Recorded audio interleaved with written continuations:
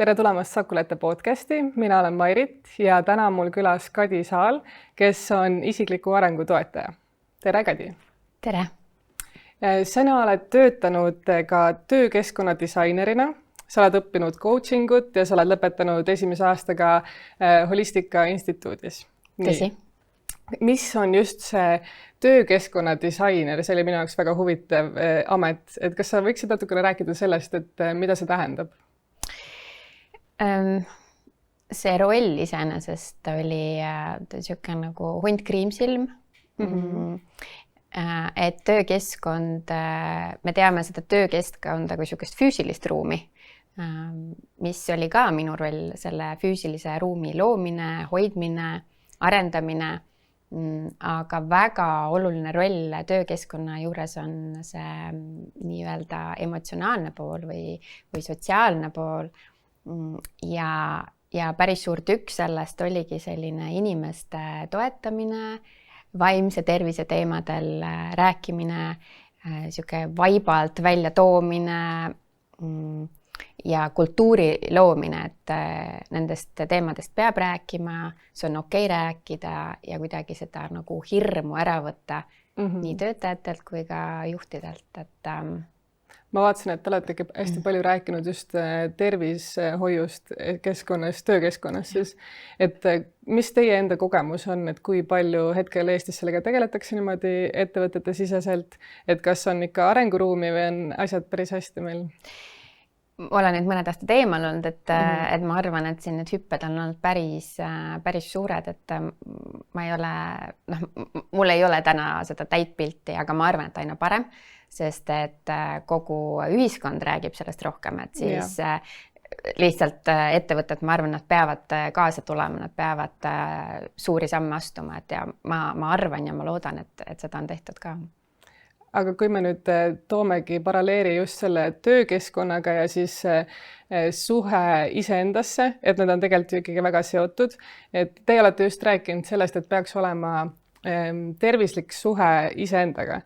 Mida tegelikult see tervislik suhe iseendaga võiks tähendada üldse? Jah, et me ei saa võtta niimoodi, et töökeskkond on justkui midagi väljaspool mind. Et ma lähen tööle, ma olen mina ise. Tihti on see, et me justkui paneme mingi maski ette, et nüüd ma lähen tööle ja siis ma panen töömaski ja ma justkui ennast jätan sinna ukse taha.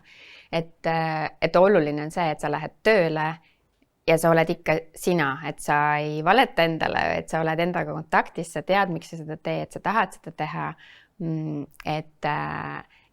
Ja kui sa oled ise endaga kontaktis ka töökeskkonnas, mis võiks olla ülim eesmärk meil kõigil, siis sinu see õnnetunne või rahulolu ise endaga ja kõigega on palju suurem, et jah, et oluline on see, et sa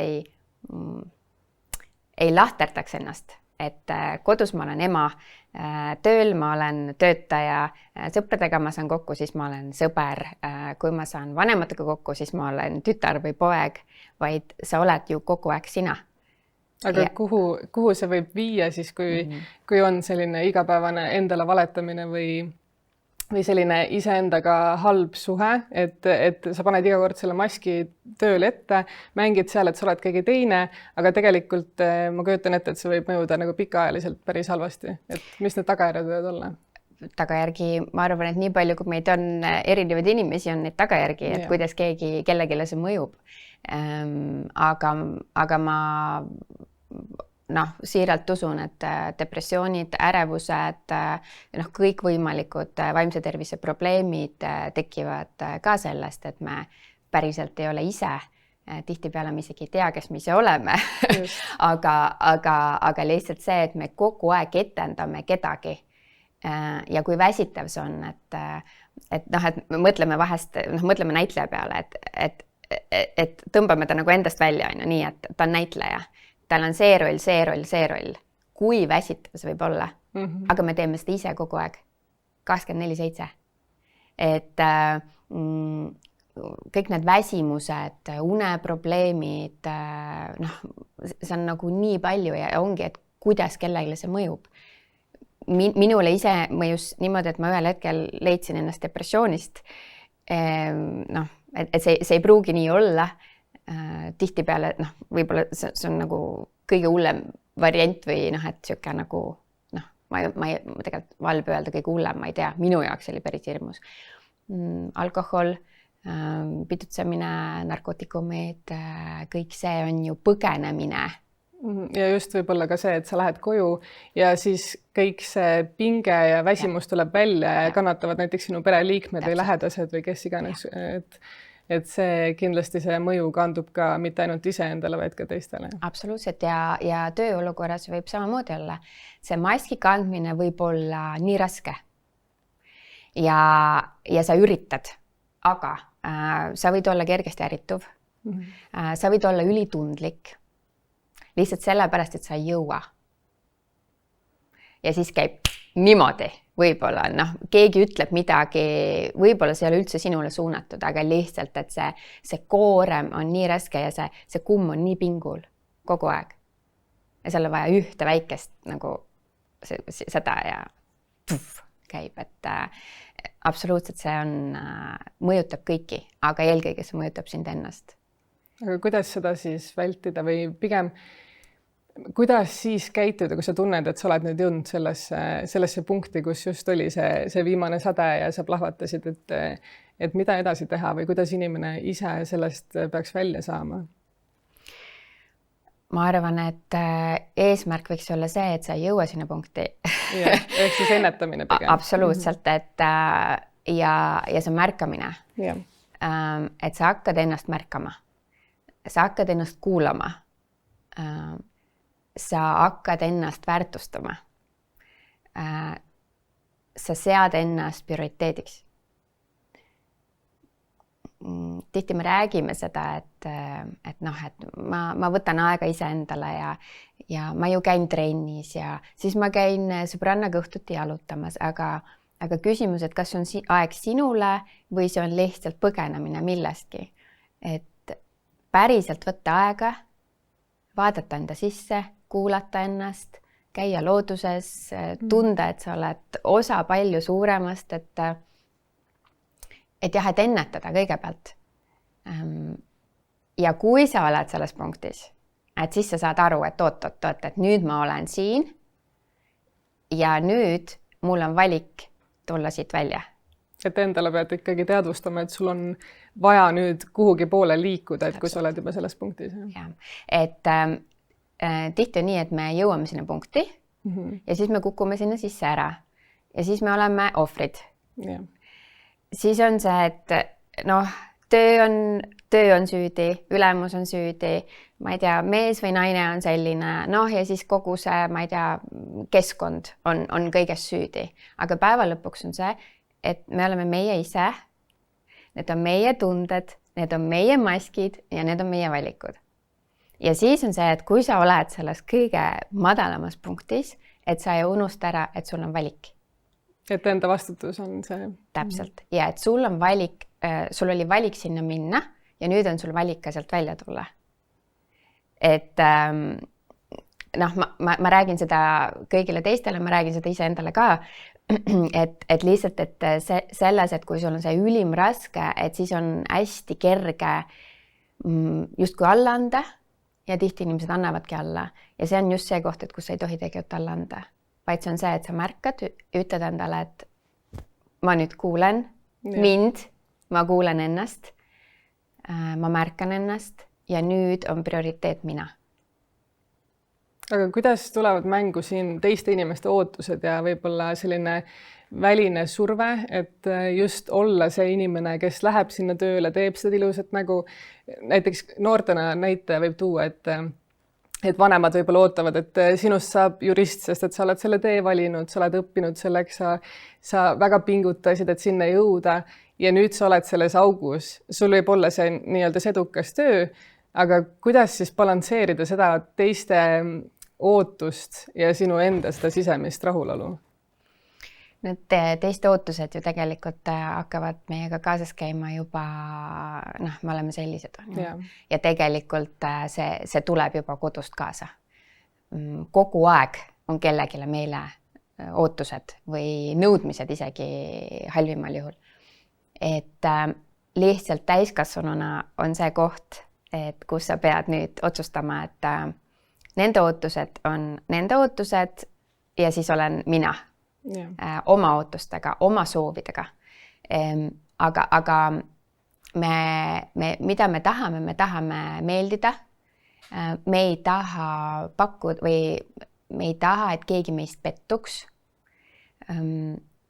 Sellepärast, et me kardame, et kui me ütleme, mida me päriselt mõtleme või kui me ütleme, kes me päriselt oleme, siis hirm on see, et äkki ta siis ei armasta mind. Äkki ma siis pole piisav. Äkki ma vean kedagi alt. Aga nad on ju minusse nii palju uskunud, nad on minusse nii palju panustanud ja ma ei saa ju neid alt vedada näiteks. Siis on see, et aga kui ma teen nii, nagu mina tahan, siis äkki nad ütlevad, et siis sind ei olegi enam vaja. Töökeskkonnas näiteks on ju vanematega või lähedastega samamoodi, et see hirm ja jälle see hirmu teadvustamine ja vastutus selle eest, et kunagi on olnud niimoodi, et ma kasvasin ootustega, aga täna mul on see valik teha ise oma otsused ja nagu jääda endale kindlaks, et lihtsalt see on midagi sellist, et sa pead hakkama sealt nagu üle astuma väikeste sammudega, et see ei ole nii, et ma nüüd ärkan üles nii tänasest päevast, nüüd ma teen kõik nii, nagu ma tahan, et sa oled kasvanud võib-olla aastakümneid selles keskkonnas kogu aeg nende ootustega, aga lihtsalt, et ühel hetkel see ongi, et kui sa oled seal nagu selles punktis, kus hakkab nagu kohe hakkab see katki minema, on ju, vaid seal sa saad otsustada oot, et mul on ju valik. Ja tõenäoliselt see on lihtsalt hirm. See hirm, ma arvan, et ongi see üks väga suur faktor kõikide nende asjade puhul, et samamoodi töökeskkonnas näiteks, et kui sul on vaimselt tunned, et sul on raske, siis see hirm on see, mis hoiab sind tagasi, et sa ei lähe tegelikult rääkima, et näiteks sul oleks vaja koormust vähendada, mis võib-olla tegelikult on täiesti okei valik, aga lihtsalt see hirm, et sulle öeldakse seal, et sa ei ole piisav või siis, et pigem siis mine ära, või tahetakse sinust lahti saada, et siis see hirm hoiab inimesi tagasi pigem. Hirm igal pool. Ja see on märkamine. Et sa küsisid enne, et mis me saame teha, või see ongi see, et kui näiteks, eks ju, et sa teed väga hea näite, kui ma tahan oma koormust vähendada. Nii, ja nüüd sa hakkad mõtlema, mis võib juhtuda, et kui ma lähen seda küsima. Ja sa mõtled, et võib juhtuda, et ta ütleb mulle, et et meil ei ole siis sind vaja. Nii, järelikult see on hirm. Mis see hirm on? Ma ei ole piisav äkki, või ma ei leia uut tööd ja nii edasi. Et kui sa hakkad nagu teadvustama iseendale, mis on selle taga ja see on selle taga ja siis on, mis on veel selle taga, et siis sa hakkad lihtsalt iseennast paremini mõistma. Ja läbi selle sa hakkad märkama seda hirmu igal pool. Ja kui sa hakkad hirmu märkama, siis ei ole hirm enam õudne. Sest sa vaatad talle otsa, mõtled, ahaa, tere hirm, sina jälle kohal. Tere tulemast, on ju. Et sa saad, ta on juba väljas. Et see on tema nagu lastel on ju, et ta kardab, oi, seal on mingi koll, sa paned tule põlema ja seal pole kolli. Ja täpselt see sama asi on meil. Too see hirm välja, vaata talle otsa ja siis ta enam ei ole hirmus. Et ja töökeskkonna mõttes, mida saavad juhid teha, nemad saavad luua seda kultuuri, et see ei oleks hirmus. Et töötajad tunneksid, et see on okei tulla rääkima sellistel teemadel, koormuse teemadel, vaimse tervise teemadel, kui keegi, et ei pea valetama, et mul on täna kõhugripp, on ju, et ma nüüd ei saa järgnevad 3 päeva tööle tulla, vaid tegelikult oleks okei öelda, et tead, et ma tunnen seda, et ma olen praegu täiesti läbi. Mul on lihtsalt praegu vaja juhe välja tõmmata ja mul on vaja 2 päeva magada, et siis tulla tagasi. Ja et juht ütleks, et see on okei. Ma mõistan sind. Me ootame sind tagasi.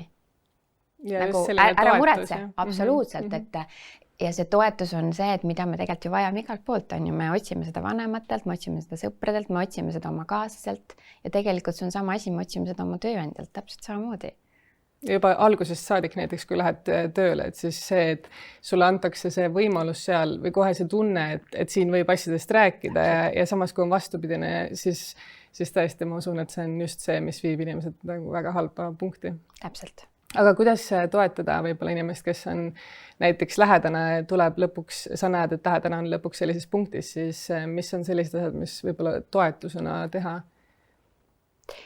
Ma arvan, et eelkõige kuulata ja olla päriselt olemas, nagu 100% olla kohal, et sa istudki ja vaatad talle silma ja lihtsalt kuulad. Teinekord sa võid lihtsalt küsida, et mida sa soovid, mida sa praegu vajad, kas sa vajad lahendusi, kas sa vajad ärakuulamist või sa vajad lihtsalt praegu ventileerimist, et mida ta tegelikult vajab. Et vahest on see, et ta tegelikult tahab sulle lihtsalt rääkida, sest tal on nii raske. Aga mida me teeme, me hakkame lahendama. Ja see võib just olla vastupidine. Ja. Täpselt, vaid mis see võib tekitada on see, et aga ma tegelikult tahtsin ju rääkida, miks hakkad lahendama ja ta läheb kaitsesse, mis tähendab seda, et ta paneb järgmise müüri ette või maski ette.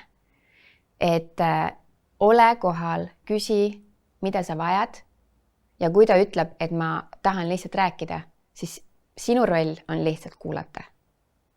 Suur aitäh sulle, Kadi, et sa tulid enda kogemust jagama. Aitäh teile! Ja teiega kohtume juba järgmises episoodis.